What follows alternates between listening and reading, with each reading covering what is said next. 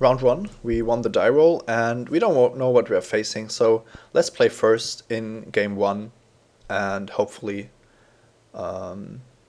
make something out of it. If our opponent shows us to be very defensive, then we can put ourselves on the draw later on. He's also playing a 49 card deck, so that's an interesting thing. This deck has the risk of just stranding on 2 lands, but we do have Ravenous Reds and Essence Scatter, and also quite nice late game already, so I'm not going to mulligan this.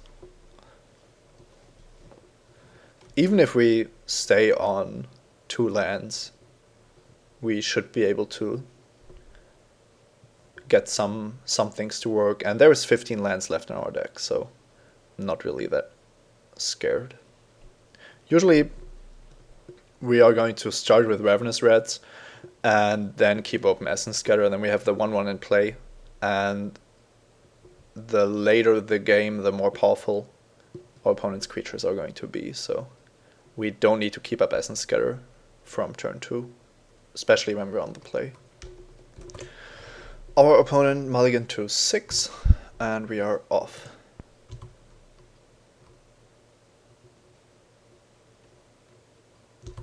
Now it seems like he purposely put 49 cards into his deck, which makes it more difficult for us to mill him, that's for sure. So, drawing a nice 2-drop here. It's possible that he's an inexperienced player, or he has some other reasons to play almost 50 cards.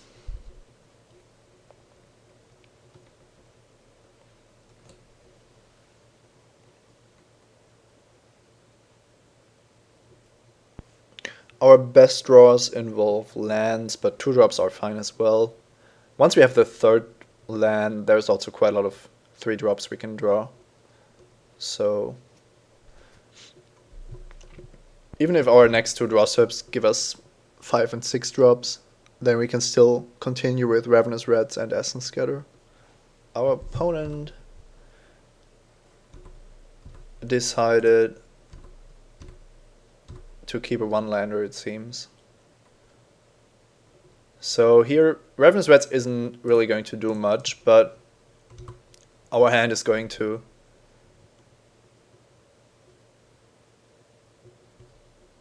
continue to do nothing, and well, we got a Vastwood Gorger out of his hand. It's possible that the game goes longer, and that's a start. Of course, well, yeah, that's like the most unexciting game ever.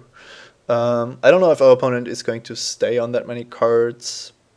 I'm not exactly sure what happens if you fail to submit.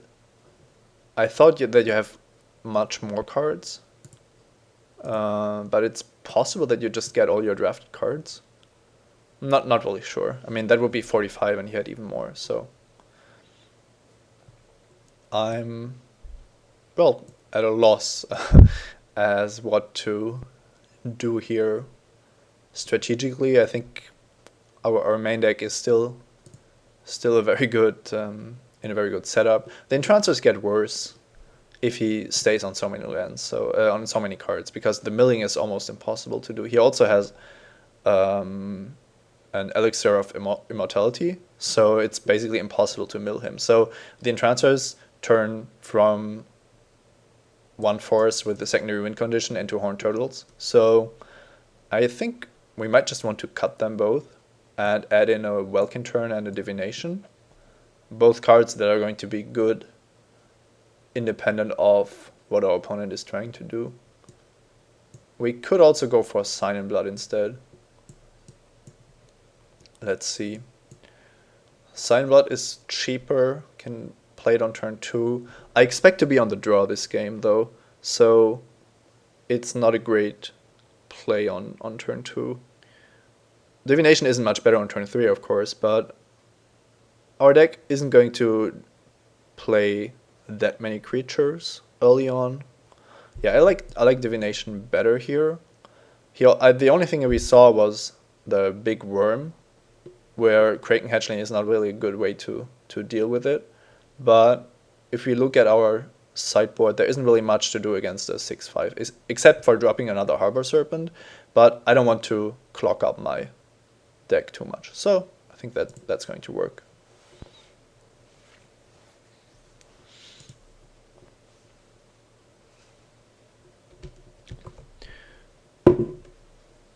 Our opponent is playing first, but now he has an 88 card deck. So that's what we get for playing pre-release events, I suppose. Now we're just going to curve out with Walking Corpse, Divination, Archaeomancer, Switcheroo, and we might even want to keep the Mancer to play the Switcheroo twice. Also going to drop everything I have. There is no reason to hold back, I believe.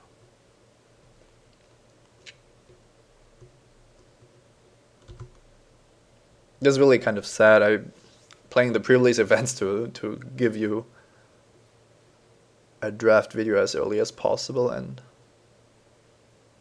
you only get the Swiss pre-release draft, so not on the same level as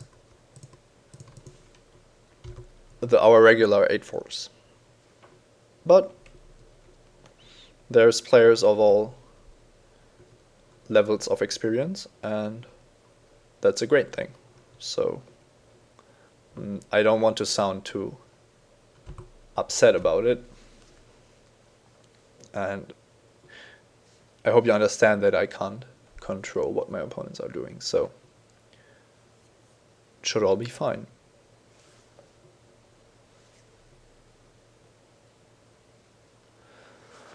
Now the Mock Flunkies are able to block together with Elvish Visionary, but we aren't in any hurry, so let's just start to draw some cards.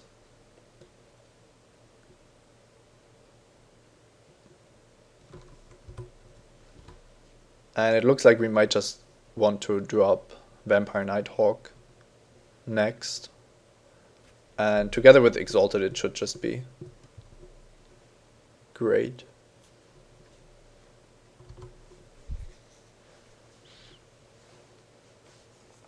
Having more card draw spells in such a situation is certainly good to find your lands, but it would also cost us a whole turn to spend 2 black to Sign in Blood, for example. So, oh, that's interesting. He's Mind Sculpting us. So we have been milled for 7. Quite a lot of lands, Rise from the Grave, and so on. Now, he could have a trick here, but I'm still going to block the Visionary. I want to draw everything out of his deck, out of his hand, to know what I'm working with. Now, Vampire Nighthawk is an easy choice here. If he attacks with both creatures again, I'm not going to risk the Nighthawk against the Visionary.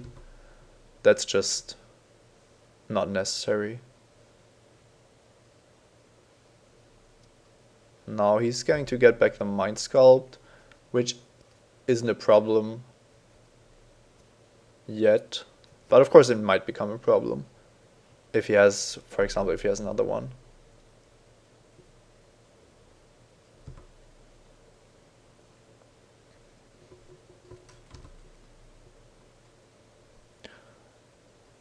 And it looks like he doesn't have, or maybe he does have another trick, but no.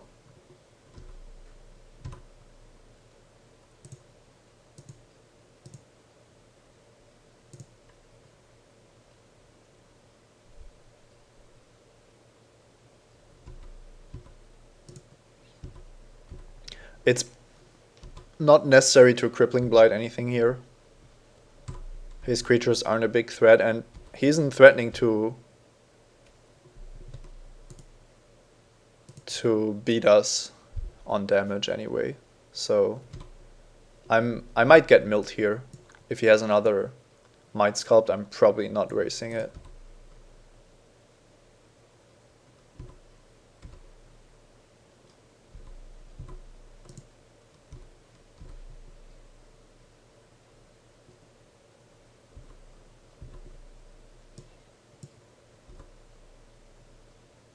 Who knows? We might be losing this match.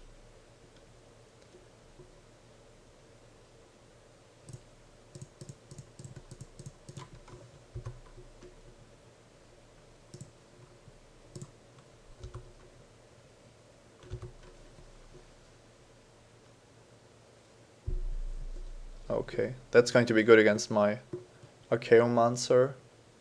So I was planning to get back Essence Drain as a way to dome him for 3.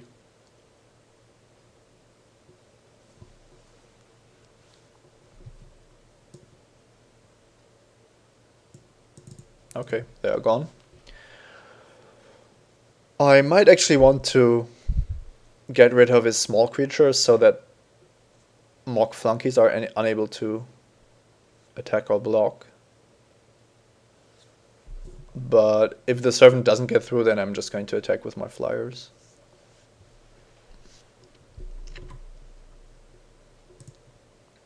One more mana for Harbor Serpent. I don't think we want to switch through anything here. It just doesn't make any sense. Crippling Blight only kills his Visionary, so the flunkies could still block. Yeah, I think this is where we just attack for 4.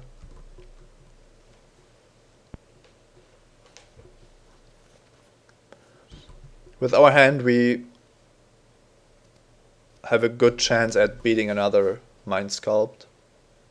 If we draw another land, we have a Harbor Serpent. And we also have a 3-turn clock.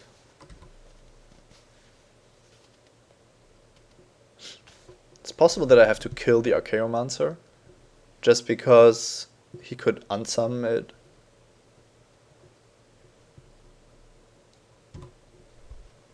No, that's an interesting attack once again.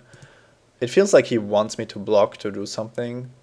I'm definitely going to block the flunkies because I'm not planning on using Kraken Hatchling, but I can easily take 2 damage here without putting my servant in any danger. I can always just use Crippling Blight as an offensive weapon. Now that was an interesting attack. He forced through 2 damage, but my servant is going to get back at him. Now he's down to 4. I think I'm just going to drop the serpent.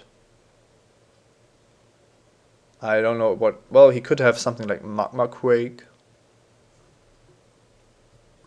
Okay, so let's save the serpent as another way to win the game. And if he only has a creature or fog effect, then we can still win in the turn after. Okay, well, that was a quick round 1. I don't think that... Well, either our opponent had some technical difficulties, or he was just trying out his first core set draft. And I mean, even especially on Magic Online, things can be a little difficult. But thankfully, we managed to beat the 90 card deck. So see you in round 2.